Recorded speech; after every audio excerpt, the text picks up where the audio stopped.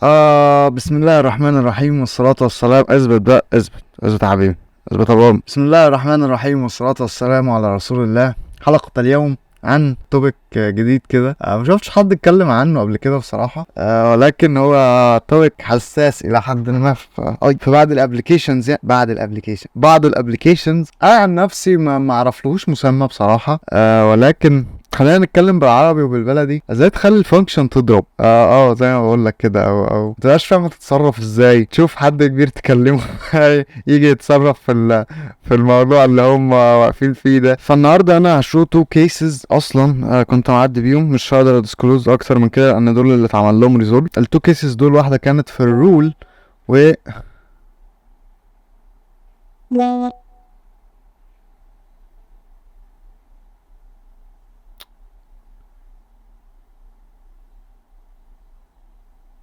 ليه احنا مش النهارده اجازه؟ احنا النهارده اجازه، صدقني احنا النهارده اجازه. يعني ايه؟ يا حبيبي ماشي، خلينا في موضوعنا الاول وبعدين نبقى نحل في المشكله التانية دي. هشوف تو كيسز زي ما قلت، واحده كانت في الرولز والتانية في توقيت او تحديد لوقت. هشرح برضو الكيس دي لوحدها، بقابلها كتير قوي وبتتعامل من لو الميديوم حسب هي بتعمل ايه. فانا بديله قيم هو مش متوقعها. يعني على سبيل المثال نيجي مثلا في بج ما، كان موقع فيه حاجه بتتقاس بالمسافه او شيء ما كده يعني. فكان العامل لما بيبعت ريبورت للشركه او للرئيس بيحدد شويه مقاسات بالمتر او بالسنتيمتر وهكذا، فاهم؟ فما كانش فيه اوبشن متاح بالكيلومتر. يعني هو كان بيبعت البارامتر بتاع الوحده ده ام سي ام، وفي الاوبشنز بره كان في سنتيمتر ومتر. اوكي. وكان في بقى القدم والحاجات التانية دي اللي هي بتاعت الوحدات التانية بتاعت الدول التانية. اوكي. بس ما كانش في كيلومتر نهائي. اوكي، يعني بره ما كانش في كيلومتر. فانا قلت ليه ما بعتلوش كي ام جوه الفاليو دي؟ فانا بعت كي ام، الريكوست جاب 200 اوكي والفاليو اتعملت كي ام عادي جدا، ولكن وانا بفتح الريبورت مش راضي يحمل. فين المشكله؟ تروح جايب الريكوست ده من الريبيتر مرجعه سي ام تاني او ام وبرفرش الريبورت فتح. طيب دي كانت اول مره اكتشف الكيس دي، الا ان بعض الابلكيشنز لما ما بتعرفش تهندل فاليو معينه بتضرب ايرور. اوكي، في منها بقى اللي بيطلع لك ايرور، في منها اللي يقول لك دينايد اكسس، في منها اللي يقعد اوفرلود اصلا ما يحملش. هنتطرق لمثال زي ده من كمان شويه يعني. فبتحصل ردود افعال كتير من الابلكيشنز مختلفه على حسب الابلكيشنز ده بيعمل ايه وبيسوي ايه وبيتصرف مع الداتا دي ازاي اصلا وهكذا. جميل. طيب جميل قوي الكلام ده. كيس تانية دي كانت برضو من فترة في موقع ما بياخد رول. اوكي، الرول كانت اونر وادمن وفيور. انا قلت ليه وانا ببعت الرول عادة لما كنت بجرب الموضوع ده في ابلكيشنز واحط اي رول تانية يقول لي الرول دي مش معروفة، الرول دي مش اكسبكتد، ده مش بطاطس، ده مش خيار، فاهم؟ انا مش عارف انت بتقول ايه يا عم، انت مين ده، فاهم؟ لكن قررت ابعت رول واحد. اوكي، يعني اونر 1 كده ان تكست ان فاليو بتاعت الجيسون بارامتر مثلا فيور اكس. اوكي، وكان بيقبلها. ولكن لما اليوزر ده كان بيرفرش او بيحاول يفتح اي صفحه في الموقع، اي صفحه في الابلكيشن، كانت بتفضل اوفرلود. وفي ريبورت من الاثنين اللي هنعرضهم كيس مشابهه لدي الى حد ما. خلينا نتطرق الان الى الريبورتين اللي انا وصلت لهم دول. الريبورتين دول واحده كانت ميديوم وواحده كانت لو. مش هقول باونتيز عشان كل ما بقول باونتيز باخد عين بترقعني في الارض. طيب خلينا نتكلم عن القريبه.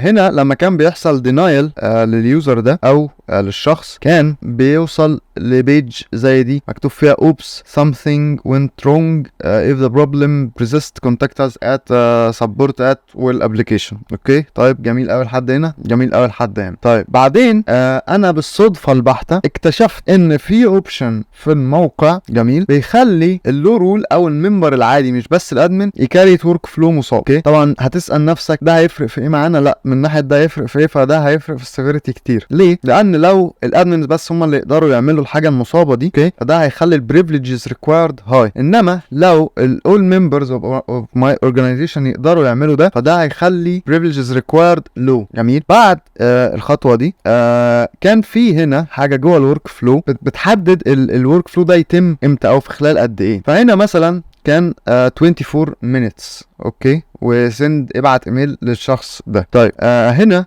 when this happen الاوبشنز اللي جوه days hours minutes، الفاليوز اللي كانت بتتبعت days hours minutes. اوكي، فانا قلت جوه ليه ما جربش ابعت قيمه ما هو ما يكونش قادر يفهمها او يتعامل معاها. دايما بجرب الموضوع ده وغالبا بنسبه 50-50 بينجح في اغلب الابلكيشنز وبيضرب فعلا. فجربت من مايكرو سكندز، ملي سكندز، سكندز، مونثز، ييرز، ديكيدز، سنتشريز وغيره، ولكن اللي اشتغلت فعلا كل دول اترفضوا، ولكن السكندز اتقبلت في الريكوست وجابت 200 اوكي. وبقى الشخص اللي بيفتح البيج تما بتاعه الورك فلوز دي بيعرض له الاتي، الكونتنت الاتي، بيقول له انك دينايد وانا مش فاهم انت بتعمل ايه، اوبس something went wrong، وانت بتكلمني كده يا عم، ايه القيمه اللي انت بعتها لي دي، انا مش فاهم اي حاجه. حلو، ده اول فايندنج. دي اتعملت از لو. ليه لو؟ لانها في الاخر كانت هتنزل كذلك للو عشان الانتجريتي ما فيش تاثير على الانتجريتي، والكونفيدنشاليتي كذلك تمام زي ما هي، الافيلابيلتي بس هتكون لو، وفوق البريفليجز ريكوايرد سواء كان ادمن او كان ممبر عادي، سواء كان هاي او لو، فبرضو الاوفرول سيفيريتي تنزل من 2.7 ل 3.1، فبرضو الاثنين كانوا ستيل لو. طيب الفايندنج غيرها تمام، اللي هي الثانيه دي تريدد از ميديوم. هنا كان في الابلكيشن بعض الرولز اللي انا بقدر اعملها ست لليوزر نفسه. جميل. طيب وانا بعمله لما جيت من اليو اي عادي جدا ما حطلوش رول، فما كانش بيرضى يعديني، بيقول لي لو سمحت يا استاذ الفاضل حط او سيلكت رول لليوزر الفلاني. جميل. طيب بعد ما كنت بحكيه بقى وبديله فاليو عاديه تمام، كان الريكوست بيكون فيه الاتي، الايميل والرول اي ديز، يعني كان بيعمل الرولز جوه من الاخر بيو يو اي دي، كل رول بيخص يو يو اي دي معين، ممكن تدي اكتر من رول فهيحط له 2 يو اي ديز اوكي، ولكن ما كانش ينفع تسيبها فاضيه، يعني ما كانش ينفع تدي القوسين دول بس، ولكن كان ينفع تديله علامتين تنصيص بس. يعني بدل ما الداتا كانت بالشكل ده قدامك، لا انت ما كانش ينفع تعمل كده مثلا على سبيل المثال، ده كان شيء غير مسموح، ده اكس ما كانش ينفع تعمل كده، ولا حتى كان ينفع تعمل كده، ده كذلك برضو اكس ما ينفعش تعمل ده، ولكن اللي كان مسموح بيه انك تديله قيمه فاضيه جوه الرول اي ديز اوكي، يعني تقول له اكن في حاجه هنا بس ما تديهوش حاجه اوكي.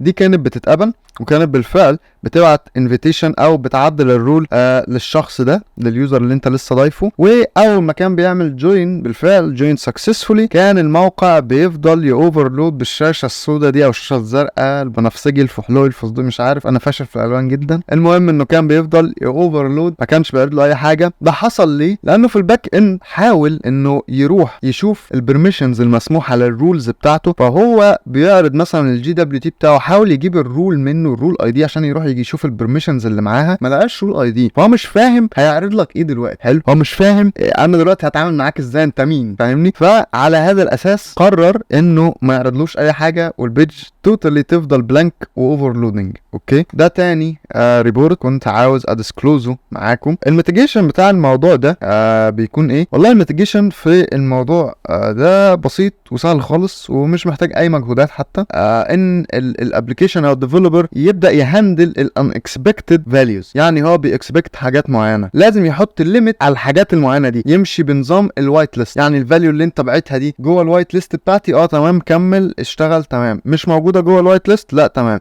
انما انه يبدا يوسع الوايت ليست بتاعته وفي حاجه من الوايت ليست دي ما تبقاش متهندله او يعني مثلا هنا على سبيل المثال في الريبورت الاولاني غالبا اللي خلاه ما يقبلش مايكرو سكندز وما يقبلش ويكس ما يقبلش مانثز ما يقبلش الحاجات دي كلها ويقبل سكندز تحديدا، هو ممكن يكون بالفعل شغال بوايت ليست ولكن هو مش مهندل سكندز نفسها، يعني هو مهندل minutes hours days ولكن مش مهندل سكندز دي، ولكنها معمول لها وايت ليست قدام تمام. فالحل هنا او الميتيجيشن انك تهندل الفاليوز كلها كويس وهي راجعه لك في كل حته، عشان وقت ما تعتمد على حاجه معينه في العرض بتاعك يكون الفاليوز بتاعتك واضحه والسيستم يعرف يهندلها وهي راجعه لك تمام. ده كان توبيك مهدور حقه، انا عمري ما شفت حد بيتكلم عنه لكن بقابله كتير بحكم اني بركز على اللوجيكس اكتر وانا بهانت تحديدا بس ده كان كل الموضوع. اتمنى يكون الفيديو عجبكم، ضاف لكم معلومة جديدة.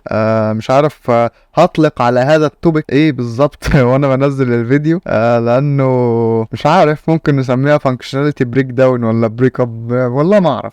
كونوا في رعاية وحفظ الله، وادعوا لاهالينا في فلسطين وغزة ورفح، عشان الوضع اصبح سيء جدا. وبس، حفظنا وحفظكم وحفظهم الله، والسلام عليكم ورحمة الله وبركاته.